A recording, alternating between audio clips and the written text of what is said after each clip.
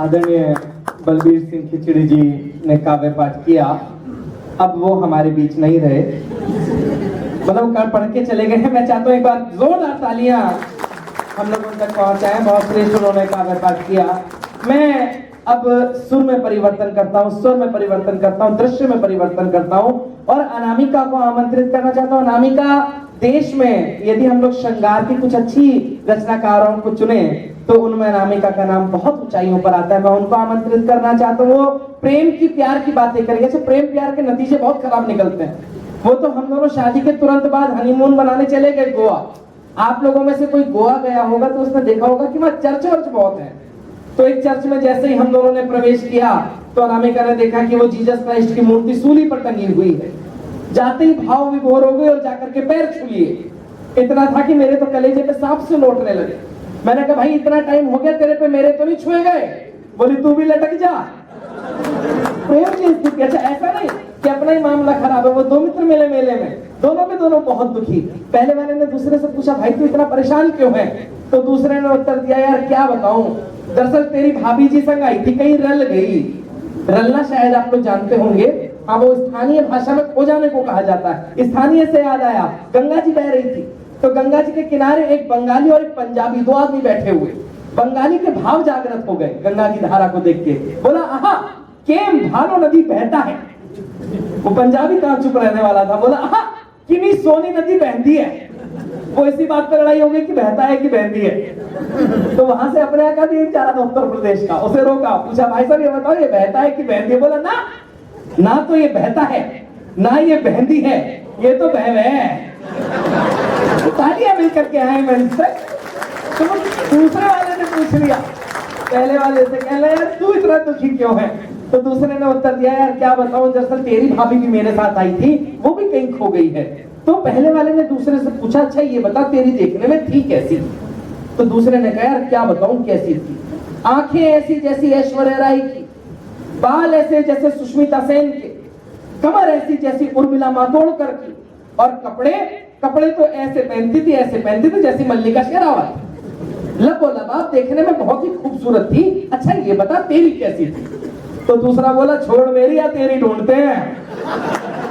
तो प्रेम की स्थितियां, अच्छा स्थितियां ऐसा नहीं कि आदमी की स्थितियां है ऋषि जी।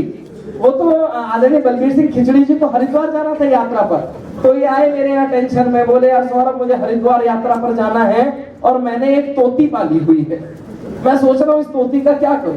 मैंने कहा बिल्कुल भी परेशान मत हो, मैंने भी दो तोते पाले हुए हैं, आप अपनी तोती को मेरे यहाँ छोड़ जाओ। बोले ना तोतों का रिस्क कौन ले। मैंने कहा टेंशन की बिल्कुल जरूरत नहीं है, मेरे दोनों के दोनों तोते बहुत ही धार्मिक हैं, मैंने चाहो तो देख लो। ये अंदर कमरे में गए तो पिंजरे में देखा कि एक जो तोता था वो तो आयत पढ़ रहा था नमाज की, और एक जो गीता की श्लोक पढ़ रहा था। बोले हाँ यार तुम्हारे तो दोनों तोते बहुत ही संस्कारी हैं, मैं ये रिस्क ले सकता हूँ। ये अगले दिन गए और अपनी तोती को लेकर के आए, और जैसे ही उन तोतों का पिंजरा खोला गया तोती को अंदर रखने के लिए, तो पहले तोते ने दूसरे को कोहनी मारी। बोला छोड़ रहने दे पूजा पाठ, दुआ कबूल हो गई।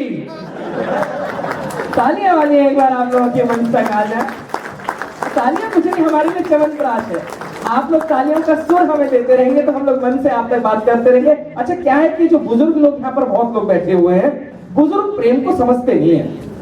इन्होंने अपनी जवानी में भले ही कुछ भी कर मारा हो, लेकिन अगर कोई अपना जवान बालक करता हुआ दिखाई दे तो उसको लंबा थोड़ा श्लोक पिला देंगे, बेटा बेटे इसमें कुछ नहीं रखा। वो तो हमारे प्रोफेसर साहब थे बुजुर्ग, वो सिद्ध करना चाहते थे प्रेम कुछ नहीं होता। तो उन्होंने एक चूहे को पकड़ लिया और चूहे को 7 दिन तक के लिए पिंजरे में बंद कर दिया। 7वें दिन वो पिंजरा खोला गया। जितने भी यहाँ पर युवा अवस्था के लोग बैठे हैं और जो वो लोग बैठे हैं जिनके मन में आज तक बुढ़ापे के बाद भी युवा अवस्था जिंदा है, उन लोगों की तालियां चाहता हूँ इस बात पर। तो 7 दिन बाद जब वो पिंजरे में से खोला गया चूहे को, तो एक तरफ एक चूहिया बिठा दी गई और एक तरफ दाल के कुछ दाने रख दिए गए। चूहा बाहर निकला, उसने एक बार चूहिया को देखा, एक बार दाल के दानों को देखा, चूहिया को देखा, दाल के दानों को देखा, और जाकर के दाल के दाने खा लिए।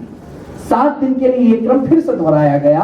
इस बार 7वें दिन जब चूहे को छोड़ा गया तो इधर चावल के कुछ दाने रख दिए गए, चूहिया बिठा दी गई। वो बाहर निकला, उसने एक बार चूहिया को देखा, चावल के दानों को देखा, चूहिया को देखा, चावल के दानों को देखा, और जाकर के चावल के दाने खा लिए। और विकास जी एक क्रम एक बार फिर से दोहराया गया। 7 दिन उस चूहे को फिर से अंदर रखा गया। 7वें दिन जैसे ही शटर खोला गया तो इधर कुछ गेहूं के दाने रख दिए गए, इधर चुहिया बिठा दी गई। वो बाहर निकला, उसने चुहिया को देखा, गेहूं के दानों को देखा, चुहिया को देखा, गेहूं के दानों को देखा और जाकर के गेहूं के दाने खा लिए। तो प्रोफेसर साहब ने कहा कि इस बात से सिद्ध होता है कि प्रेम रेम कुछ नहीं होता।